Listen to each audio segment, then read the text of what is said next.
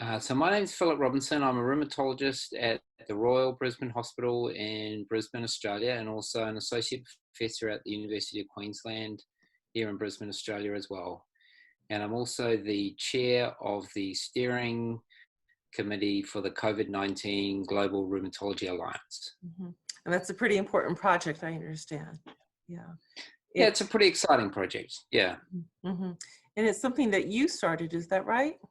About a month or two ago, at the start of Yeah, COVID. well, Yeah. on about the 12th of March, we started, I was involved in a conversation on Twitter with a number of other rheumatologists where we discussed the IBD secure registry that they were setting up for COVID-19, and we thought it was a great idea. So essentially it just started from there, and the group expanded and got bigger and bigger and bigger, and now we're a huge group of people all sort of working on a number of projects, including the registry, the provider registry, patient registry, some literature reviews, and a number of other projects.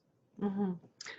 So the registry, though, how many organizations and physicians are involved?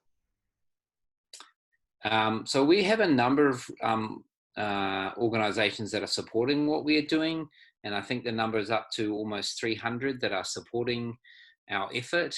But we're a group of rheumatologists and scientists and patients that are essentially putting this together across the global registry is based in California, and then there's also another European registry based in Manchester. Mm-hmm.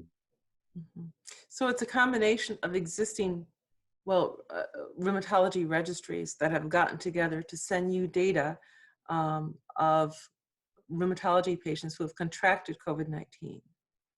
No, so these registries didn't exist before, Mm-hmm. And we've set them up. So the logistics associated with setting up registries is extensive, but we decided to go down the path of having a de-identified registry that would enable us to set it up quickly and start collecting cases quickly, because that was the important thing that we needed to do.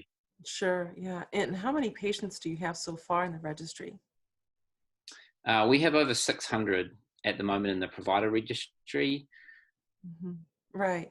And I saw there were preliminary results published in the Lancet last week on Thursday. Yeah, in the Lancet Rheumatology, yeah, which is Right. one of the Lancet journals, yeah. Mm-hmm. Mm-hmm. So we published a series of our first 110 patients, yeah. Mm-hmm. Mm-hmm. And what did that study find in terms of what diseases did they have? What treatments were the patients receiving, and how well did they do? So they were essentially a reflection of the broad range of patients that we see in rheumatology clinics. So there were inflammatory arthritis and connective tissue disease and vasculitis, just like you would expect. They were on the broad range of treatments that we have our patients on. So from just conventional synthetic DMARDs and the antimalarials like hydroxychloroquine, through the biologics like the TNF inhibitors and JAK inhibitors. So there was a spread of all of those medications, as well as glucocorticoids or prednisone type Mm-hmm. medications too. Mm-hmm. Now, from this, with just 110 patients, is it too early to determine whether the treatments that they were taking, the rheumatology treatments they were taking, had an impact on COVID-19, or vice versa? Is it just too early to say any of that? Well, it's too early to make really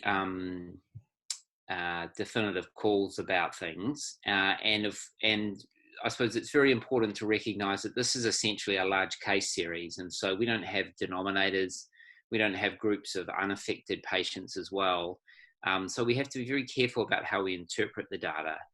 But going into this, people were very concerned that rheumatology patients would be particularly susceptible to very severe manifestations, and they would become very unwell and have to go to hospital and have advanced medical treatments. And certainly the first 110 patients were reassuring from that point of view, in that There were a number, um, you know, a large proportion of them didn't end up going to hospital, and they were on all the sorts of medications that people were worried about. So, um, at least in a very broad brush type of way, it was reassuring that these weren't, if you were on a medication, a normal rheumatology type medication, and you contracted COVID-19, this wasn't a guarantee that you were going to do badly.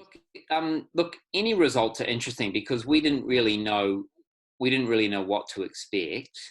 And the fact that we were able to very quickly establish that there were patients on relatively robust doses of immunosuppression who were doing fine, weren't needing to go to hospital, was very reassuring to us, and the rheumatologists that were treating patients, as well as obviously the patients who are involved and were looking for the information. Because one of the things that was very clear to us as rheumatologists and when we're interacting with patients is patients had a lot of anxiety about this because they are in the unenviable position of needing these treatments to be well and not have symptoms and be able to function, and also wanting to not become unwell or not be excessively affected by the virus if they contracted that. So they were, patients were sitting there, and us as their carers and their rheumatologists were sitting there really worried about this situation.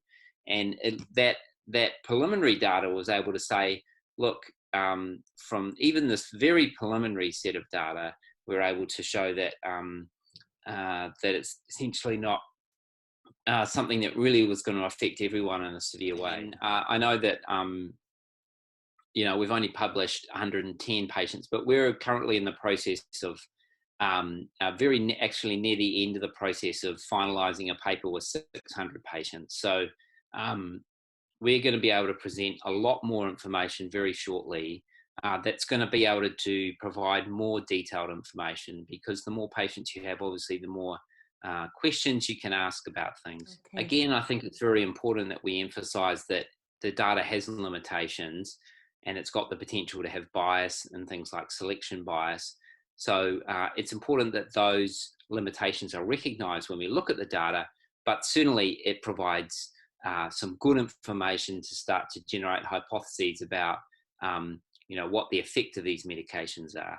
And it's not just the negative effects as well. There's clearly been a lot of discussion about some rheumatology medications and how they're particularly or potentially potentially beneficial.